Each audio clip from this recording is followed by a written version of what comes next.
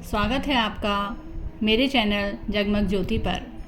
आज आपके सम्मुख लेकर आई हूँ श्रीमद् भगवद गीता का अध्याय 1। तो आरंभ करते हैं श्रीमद् भगवद गीता का अध्याय 1। त्वमेव माता च पिता त्वमेव बन्धु च सखा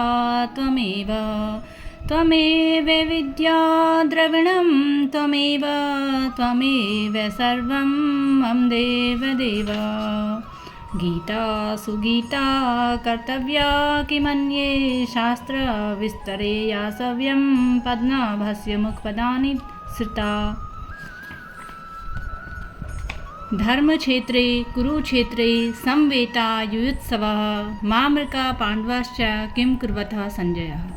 धृतराष्ट्र बोले, हे संजय, धर्मभूमि कुरुक्षेत्र में एकत्रित युद्ध की इच्छा वाले मेरे और पांडु के पुत्रों ने क्या किया। दृष्टा तु पांडवनीकं पुण्यं दुर्योधनस्ता आचार्यं भंगस्यं राजा वचनं ब्रवीत। संजय बोले, उस समय राजा दुर्योधन ने व्यूह रचना मुक्त पांडवों की सेना को देखकर और द्रोणाचार्य के पास जाकर यह वचन कहा। पश्येतां पाण्डुपुत्राणाम् आचार्यं महती चमूमं वण्यां द्रुपदपुत्रेण तव शिष्येण धीमिता। हे आचार्य, आपके बुद्धिमान शिष्य द्रुपदपुत्र धृष्टद्युम्न द्वारा व्यूहाकार खड़ी की हुई पांडुपुत्रों की इस बड़ी भारी सेना को देखिए। इस सेना में बड़े बड़े धनुषों वाले तथा युद्ध में भीम और अर्जुन के समान शूरवीर, सात्विक, विराट तथा महारथी राजा द्रुपद, धृष्टकेतु और चेकितान तथा बलवान काशीराज, पुरुजित, कुंतीभोज और मनुष्य में श्रेष्ठ शैब्य, पराक्रमी युद्धामन्यु तथा बलवान उत्तमोजा, सुभद्रा पुत्र अभिमन्यु एवं द्रौपदी के 5 पुत्र, ये सभी महारथी हैं। अस्माकं तु विशिष्टायतानि बोधं द्विजोतं नायका मम सैन्यश्च सज्जनातां ब्रवीतं ते। हे ब्राह्मण श्रेष्ठ, अपने पक्ष में जो भी प्रधान हैं उनको आप समझ लीजिए। आपकी जानकारी के लिए मेरी सेना के जो सेनापति हैं मैं उनको बतलाता हूँ। भवान भीमश्चम कर्ण्यश्चम कृपश्चम समर्तिजनः अश्वत्थामा विकर्णश्चम सौमदत्ति स्थित्व च। आप द्रोणाचार्य और पितामह भीष्म तथा कर्ण और संग्राम विजयी कृपाचार्य तथा वैसे ही अश्वत्थामा, विकर्ण और सोमदत्त का पुत्र भ्रुविश्वा, अन्ये च बहवः शूर्या मध्यर्थे व्यक्तजीविता नाना शस्त्र प्रहरणाम सर्वे युद्ध विशारदा। और भी मेरे लिए जीवन की आशा त्याग देने वाले बहुत से शूरवीर, अनेक प्रकार के शास्त्रों से सुसज्जित और सबके सब युद्ध में चतुर हैं। पर्याप्तं तदिस्माकं बलं भीष्मारक्षितं पर्याप्तं तद्विस्मृतं बलं भीमास्पृशितं। भीष्म पितामह द्वारा रक्षित हमारी वह सेना सब प्रकार से अजेय है और भीम द्वारा रक्षित इन लोगों की यह सेना जीतने में भी सुगम है। अयनेषु च सर्वेषु यथा भागमः स्थिता भीमं रक्षन्तुं भवन्तं सर्वे भी। इसलिए सब मोर्चों पर अपनी अपनी जगह स्थित रहते हुए भी आप लोग सभी निसंदेह भीष्म पितामह की ही सब ओर से रक्षा करें। तस्य सज्जन्यं हर्ष कुरुविद्ध पितामह सिंहनाद्यं विनद्योश्चे शंखधम्यो प्रतापवान। कौरवों में वृद्ध बड़े प्रतापी पितामह भीष्म ने उस दुर्योधन के हृदय में हर्ष उत्पन्न करते हुए उच्च स्वर से सिंह की दहाड़ के समान गरज कर शंख बजाया। ततः शंकाश्च भृश्च पर्णवानं खगो गोमुखा सर्वेषां विहन्तं च शब्दो स्तोत्रमूलभवता। इसके पश्चात शंख और नगारे तथा ढोल, मृदंग और नरसिंह आदि बाजे एक ही साथ बज उठे। उनका वह शब्द बड़ा भयंकर हुआ। ततः श्वेतयुक्ते महति स्यन्दिते स्थितो माध्वा पाण्डवश्चेत्यं दिव्यो शंखो प्रदम्मुतः। इसके अंतर सफ़ेद घोड़ों से युक्त उत्तम रथ में बैठे हुए श्री कृष्ण महाराज और अर्जुन ने भी अलौकिक शंख बजाए। पाश्चजन्यम ऋषिकेशो देवदत्तम धनस्य पांडवम दद्मुं महाशंखम भीम कृपा वृकोदरः। श्री कृष्ण महाराज ने पाश्चजन्य नामक अर्जुन ने देवदत्त नामक और भयानक कर्म वाले भीमसेन ने पांडु नामक महाशंख बजाया। अनंतम विजयम राजा कुंती पुत्रो युधिष्ठिरा नकुलः सहदेवस्य सुघोषमणि पुष्पक। कुंती पुत्र राजा युधिष्ठिर ने अनंत विजय नामक और नकुल तथा सहदेव ने सुघोष और मणिपुष्प नामक शंख बजाए। श्रेष्ठ धनुष वाले काशीराज और महारथी शिखंडी एवं धृष्टद्युम्न तथा राजा विराट और अजय सात्यकी राजा द्रुपद एवं द्रौपदी के पांचों पुत्र और बड़ी भुजा वाले सुभद्रा पुत्र अभिमन्यु, इन सभी ने हे राजन सब ओर से अलग अलग शंख बजाए।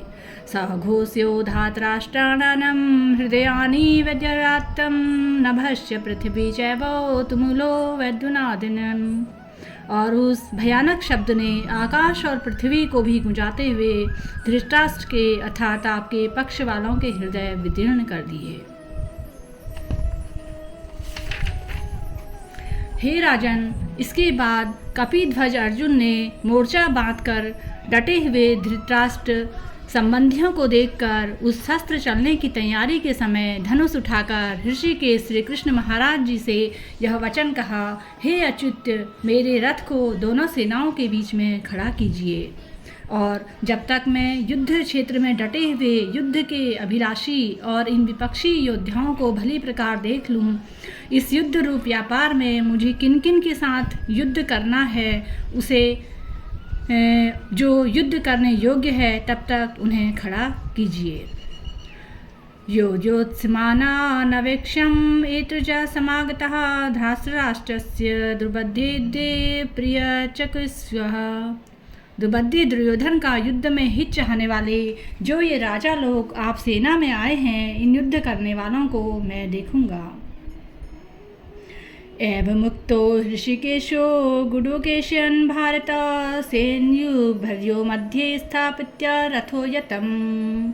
भीष्म द्रोणं प्रमुक्तः सर्वेषां च महीरिक्षताम् उचाव पार्थं पश्येतां संवेता कुरुनीति। संजय बोले, हे धृतराष्ट्र, अर्जुन द्वारा इस प्रकार कहे हुए महाराज श्री कृष्णचंद्र ने दोनों सेनाओं के बीच में भीष्म और द्रोणाचार्य के सामने तथा संपूर्ण राजाओं के सामने उत्तम रथ को खड़ा करके इस प्रकार कहा कि हे पार्थ, युद्ध के लिए जुटे हुए इन कौरवों को देखिए। तत्पश्चात स्थनाति पार्थ पितन् पितामहान् आचार्यां तुल्यं भ्रातरं पुत्रं पौत्रा सखिंस्ता शर्षराष्ट्रम हृदयश्च सैन्यार्जुन भर्योरपि। इसके बाद प्रथा पुत्र अर्जुन ने उन दोनों ही सेनाओं में स्थित ताऊ, चाचा, दादा, परदाता, गुरुओं, मामा, भाई, पुत्र, पौत्रों तथा मित्र एवं सुहृदयत्वों को भी देखा। उन उपस्थित संपूर्ण बंधुओं को देखकर वे कुंती पुत्र अर्जुन अत्यंत करुणा से युक्त होकर शोक करते हुए यह वचन बोले, दृष्टेतं स्वजनं कृष्णं युवत्सः सम्भुस्तत्यं सिदन्ति मम गात्राणां मुखं च परिशुष्यति वेपं दृश्य शरीरे च रोमहर्षं जायते। अर्जुन बोले, हे कृष्ण, युद्ध क्षेत्र में डटे हुए युद्ध के अभिलाषी इस स्वजन समुदाय को देखकर मेरे अंग शिथिल हुए जा रहे हैं और मुख सूखा जा रहा है तथा मेरे शरीर में कंपन हो रही है।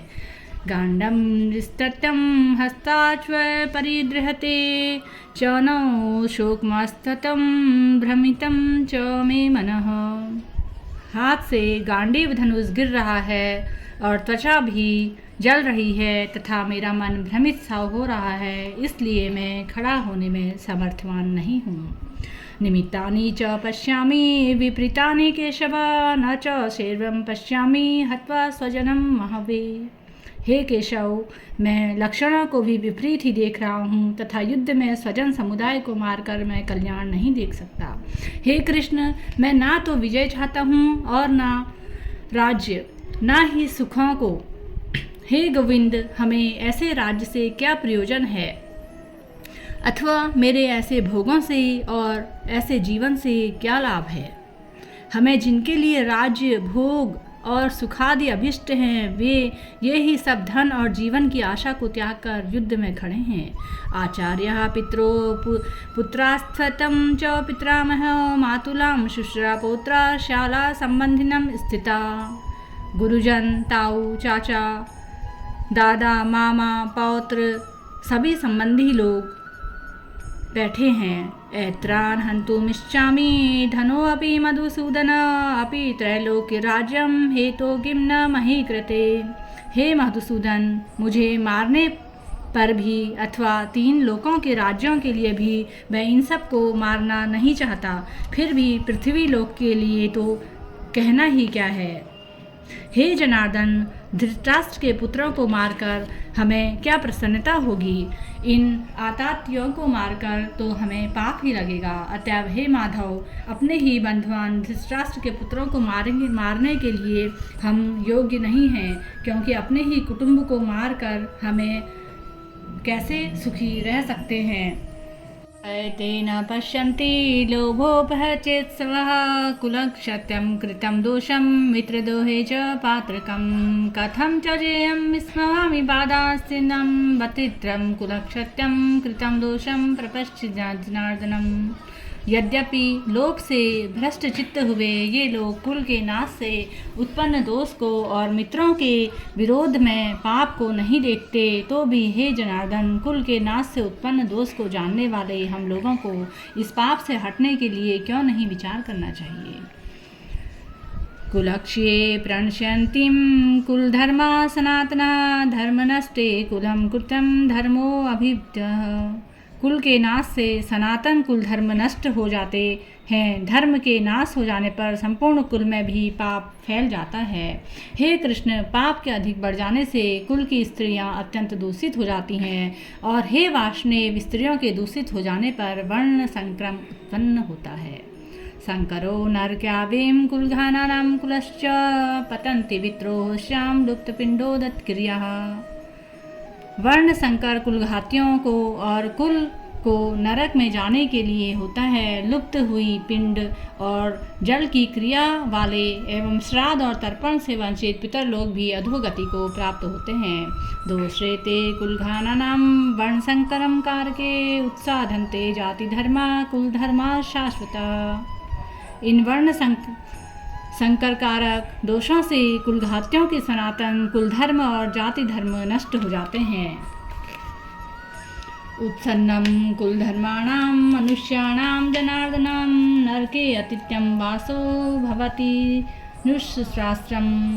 हे जनार्दन, जिनका कुल धर्म नष्ट हो गया है, ऐसे मनुष्यों का अनिश्चित काल तक नरक में वास होता है, ऐसा हम सुनते आए हैं। शोक, हम लोग बुद्धिमान होकर भी महान पाप करने को तैयार हो गए हैं, जो राज्य और सुख के लोभ से स्वजनों को मारने के लिए उद्यत हो गए हैं।